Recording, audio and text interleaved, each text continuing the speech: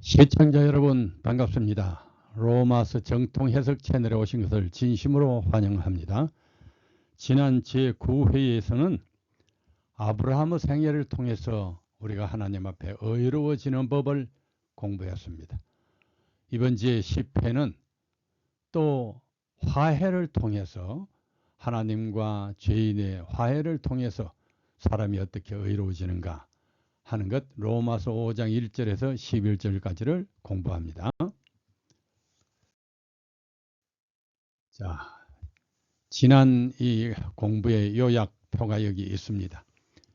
믿음으로 말미암는 의란 어떤 것인가 하는 것 공부했고, 이제 그 거의 끝부분에 초반부의 끝부분이 되는 걸로 되는데 5장 11절까지 하나님과의 화친 이 부분을 공부합니다. 이 대목을 염두에 두시면 지금 이 본 과목을 이해하는 데 늘 도움이 됩니다.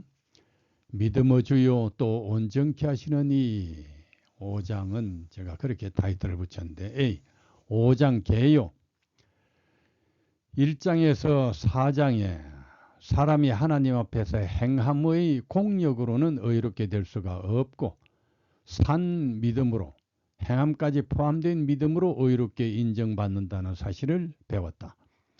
그리고 4장 끝에서 새로운 내용, 즉 칭의의 차원을 지나 의롭게 되는 성화의 원리에 대하여 설명할 것이라는 예고도 보았다. 그래서 6장부터 11장은 각 개인이 어떤 능력을 통하여 실제로 의롭게 되는지를 설명하는 내용이 된다. 그런데 이렇게 주제가 바뀌는 과정에서 이 모든 것의 주체가 되시는 구세주를 환기시키는 5장이 끼어 있는 것이다. 1장 2절에서 예수님은 복음 자체이시며 그의 삶이 복음의 내용이요 성경이 바로 그 복음의 형식임을 언급한 적이 있지만 그 외에는 4장까지에서 예수님에 대해 따로 강조한 것이 없다. 천하 인간의 구원을 얻을 만한 다른 이름을 우리에게 주신 일이 없음을 감안할 때에 구원의 왕도를 강론하는 로마서에서 예수님을 소개하는 특별한 한 장이 없을 수 있겠는가? 물론 지금까지 언급한 행함, 믿음, 의, 구원 등 주요 개념들이 예수님과 연관된 뜻에서 쓰였고 문맥의 내용도 예수님의 메시아적 믿음을 전제로 하고 있는 것이 사실이지만 앞으로 공부할 의화, 즉 성화의 원리를 알기 위해서라도 예수님께 대한 분명한 개념 정립이 필요했을 것이다. 그래서 바울은 주제가 바뀌는 이 대목에서 예수님을 특별히 소개하고 있다. 5장의 요약은 이러하다. 1절에서 4절은 예수님의 믿음 안에서는 환난 중에서까지 기뻐할 수 있는데 11절까지는 그것은 예수께서 보여주신 사랑을 통해 하나님의 구속을 확인하였기 때문이다. 19절까지는 죄도 아담 한 사람으로부터 시작되었기 때문에 구속도 예수님 한 분으로 충분히 가능한데 21절 여기는 이 구속은 역설적이기도 율법을 통해 죄를 더욱 분명히 인식할 때에 받게 된다 하는 내용입니다. B. 하나님과 화목 5장 1절에서 4절 1절 그러므로 우리가 믿음으로 의롭다 하심을 받았으니 우리 주 예수 그리스도로 말미암아 하나님과 화평을 누리자라는 말로 시작한다. 앞장들에서 믿음으로 의롭게 된다는 사실을 배웠으니 그러므로 이제는 하나님과 같이 잘 지내자는 말이다. 즉 속죄의 칭의를 받았으면 거기에 합당한 의로운 생활을 하자는 말을 하나님과 화평을 누리자라고 표현하는 것이다. 그리고 이 하나님과 화평을 누리자라는 말이 원어로는 에레넨 에코멘 프로스톤 세온인데 이는 요한복음 1장 1절 그 유명한 말이죠. 이 말씀이 하나님과 함께 계셨으니의 호로고스엔 프로톤세온과 어투가 같다. 이것은 의롭다고 인정을 받은 자의 하나님과의 화평이 말씀 되신 예수께서 성육신 전에 하나님 아버지와 함께 계셨던 것 같이 함께 거하는 그것임을 시사한다. 화목의 최고 모습은 특별히 공양하고 예절 차리는 그런 행위가 아니라 평화롭게 함께 거하는 그 자체이라는 말이다. 그 뒤의 10절, 11절에서는 이런 모습을 하나님과 화목이라고도 표현한다. 죄는 우리와 하나님 사이를 이간시켜 놓았고 화목하지 못하게 해 놓았다. 하나님과 같이 거하지 못하는 이것이 근본 죽음이요, 이것이 죄이며 이것이 세상 모든 고통의 원인이다. 그러나 그리스도의 구속으로 다시 하나님과 화해했고 이제 계속적으로 아버지 하나님과 함께 거할 수 있게 되었다. 그래서 여기 화평이란 말 속에는 다시는 아버지를 떠나지 말고 늘 함께 평안히 잘 지내라는 뜻이 들어있다. 그리스도로 말미암아 하나님과 화평하게 되었고 2절 또 한 그로 말미암아 우리가 믿음으로 서 있는 이 은혜에 들어감을 얻었으며 그래서 하나님의 영광을 바라고 즐거워하느니라. 자, 그리고 그 즐거움은 소위 이런저런 세상적 부요나 자랑 때문이 아니라 환난 중에도 이루어지는 소망 때문인데 3절 우리가 환난 중에도 즐거워하나니 이는 환난은 인내를 인내는 연단을 연단은 소망을 이루는 줄 알미로다. 그래서 8장 하반에 가서는 이 그리스도인의 소망이 고난 속에서 더욱 잘 이루어진다는 사실도 구체적으로 설명을 한다. 자, 이제 5장 5절에서 11절의 본문을 봅니다. 5절에서 부끄럽다는 어떤 암시도 없는 상태에서 5절 소망이 우리를 부끄럽게 하지 아니함은 이라는 말이 나온다. 이 말은 소망이 부끄러울 수 있다는 전제를 깔고 있다. 언제 소망이 부끄러운 수가 있는가? 환난 중에서 소망을 이룬다고는 하지만 환난 중에 있을 때에는 인간으로서 부끄러울 수가 있는 것이다. 그러나 5절에 소망이 우리를 부끄럽게 하지 아니함은 우리에게 주신 성령으로 말미암아 하나님의 사랑이 우리 마음에 부은 바 됨이니 우리가 아직 연약할 때에 기약대로 그리스도께서 경건하지 않은 자를 위하여 죽으셨도다. 의인을 위하여 죽는 자가 쉽지 않고 선인을 위하여 용감히 죽는 자가 혹 있거니와 우리가 아직 죄인 되었을 때에 그리스도께서 우리를 위하여 죽으심으로 하나님께서 우리에 대한 자기의 사랑을 확정하셨느니라. 우리의 소망이 세상의 이목 때문에 부끄러워하고 기죽을 그런 성질의 것이 아니라는 말이다. 죄악으로 죽을 수밖에 없던 우리를 구원하기 위하여 대신 죽으신 예수님의 사랑을 생각하면 환난 중에도 기뻐할 수가 있다. 이런 기쁨이 성령이 마음속에서 역사하시는 일이다. 그리스도인은 세상의 형편이 어떠하더라도 그런 것을 능가하는 내적 즐거움이 있다. 그러니 소망을 부끄러워할 이유가 어디에 있겠는가? 9절 그러면 이제 우리가 그의 피로 말미암아 의롭다 하심 속죄의 칭의를 받았으니 더욱 그로 말미암아 진노하심 마지막 심판에서 구원을 받을 것이니 곧 우리가 원수 되었을 때에 그의 아들의 죽으심으로 말미암아 하나님과 화목하게 되었은즉 화목하게 된 자로서는 더욱 그의 살아심으로 말미암아 구원을 받을 것이니라. 바로 이 5장 초반의 본문 말씀이 읽을 때에 머릿속에서 정리가 되는지 모르겠다. 예수님을 믿는 것이 얼마나 염치 없는 은혜인지 느낌이 오는가? 이 진리를 설명하는 좋은 예화가 있다. 경북대학교 총장을 2번 역임하고 국회의원도 한 박찬석 박사가 어릴 때의 경험을 어느 신문에 기고한 글인데 이번 호는 이 이야기로 공부를 삼아야겠다.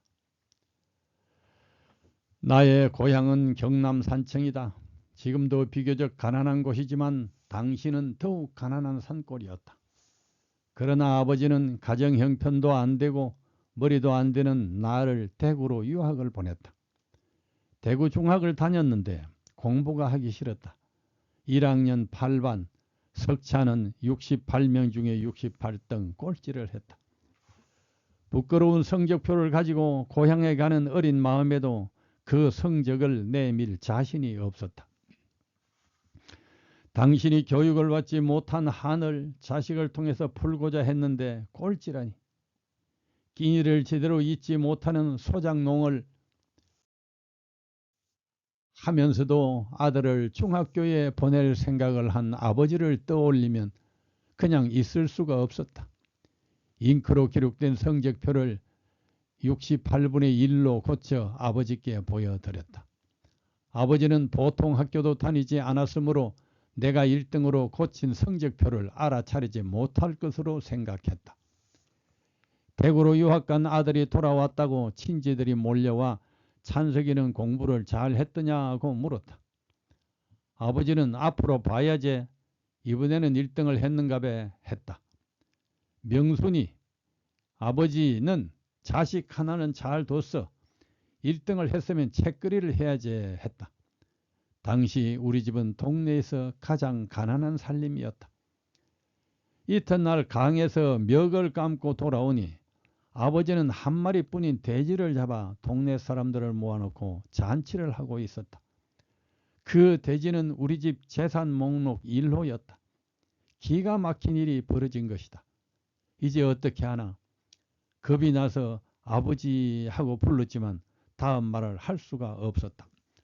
그리고 달려나갔다. 등 뒤로 나를 부르는 소리가 들렸다.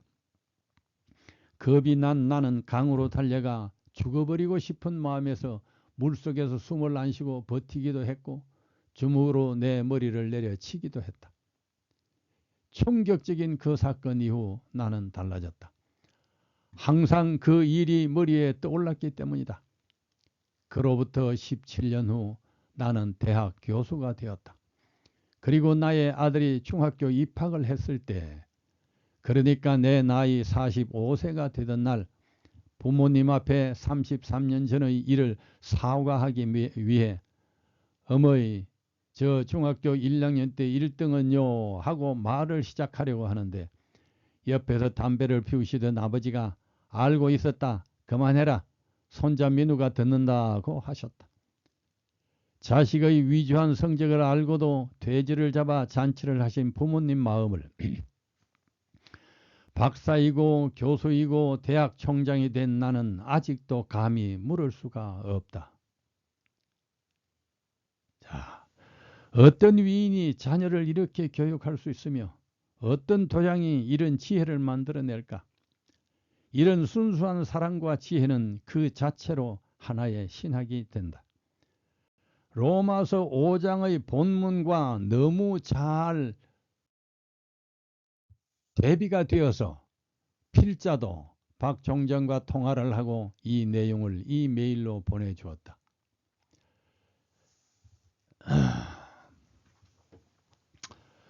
1. 우리가 아직 연약할 때에 로마서 5장 1절입니다.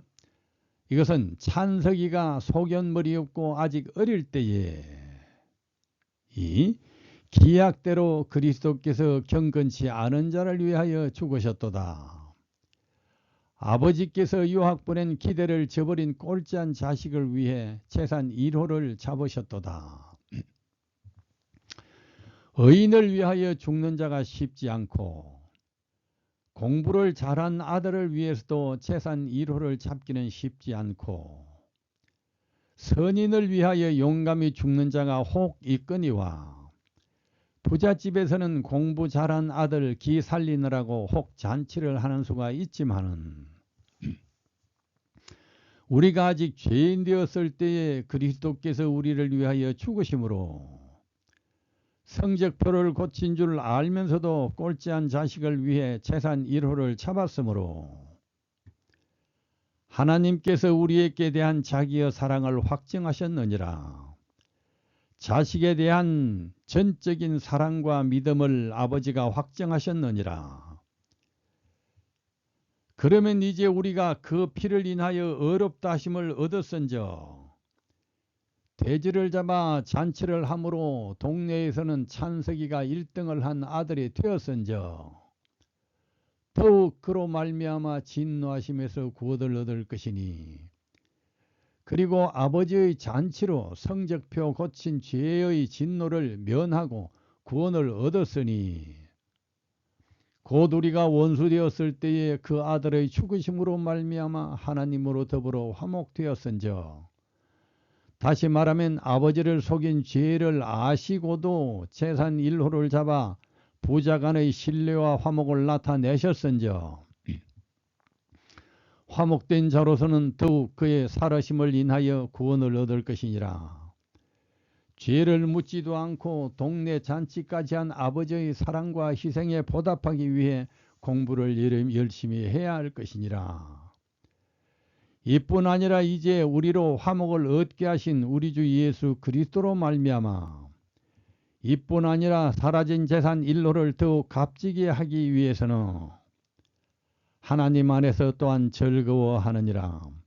아버지의 희생에 염치 차린다고 스스로 고생할 것이 아니라 더욱 성공하고 더욱 즐겁게 사는 것이라.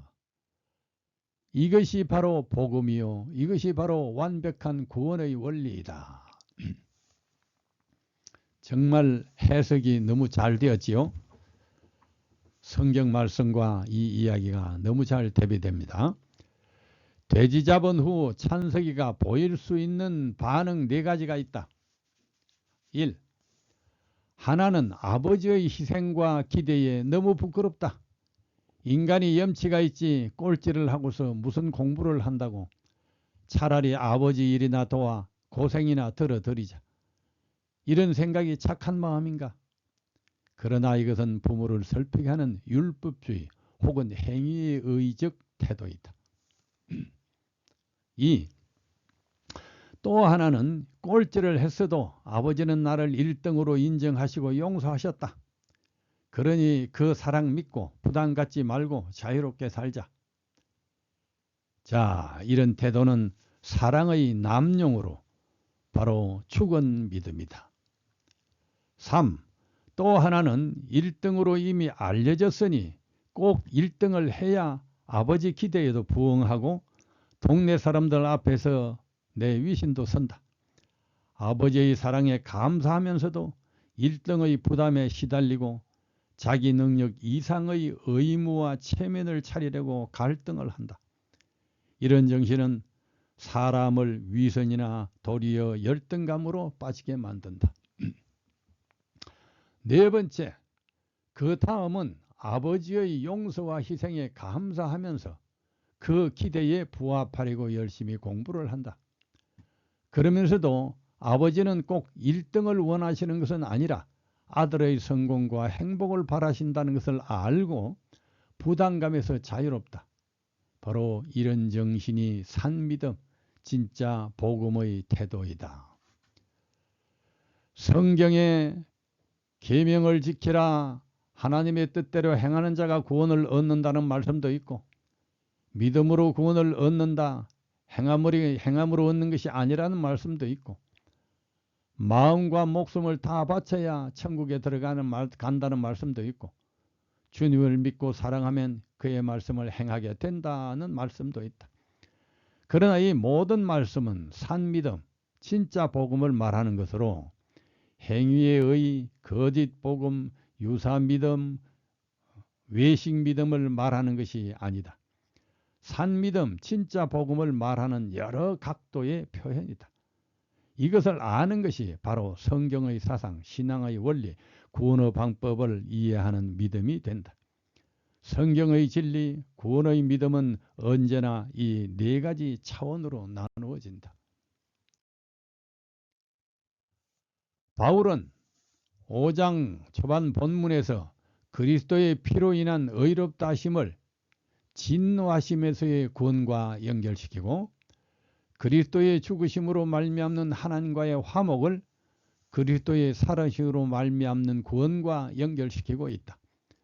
이 둘 다 현재의 칭의를 마지막 때의 구원과 연결시키는 말이다. 구원은 과거의 그리스도의 십자가와 부활에서 이루어졌고 현재의 믿음으로 소유하고 있으며 미래의 심판대 누리게 될 것이다. 과거 없이 현재가 없고 현재 없이 미래는 없다. 현재의 칭의로 구원을 보증받았으면 예수께서 살아나신 것처럼 우리도 마지막 구원도 확신할 수가 있는 것이다. 11절, 그뿐 아니라 이제 우리로 화목케 하신 우리 주 예수 그리스도로 말미암아 하나님 안에서 또한 즐거워하느니라. 그래서 미래의 구원만 바라면서 참고 사는 신앙이 아니라 지금 살아서 같이 하시는 예수님으로 말미암아 이 현재에도 도움을 받기도 하고 즐거움을 가질 수도 있는 것이다. 자, 아주 또 잘 생각해 보시고 제10회는 여기까지 합니다. 다음 제11회는 5장 20, 21절 2절에 율법이 죄를 더하게 하는 속성을 통해서 구원의 원리를 살펴보겠습니다. 감사합니다.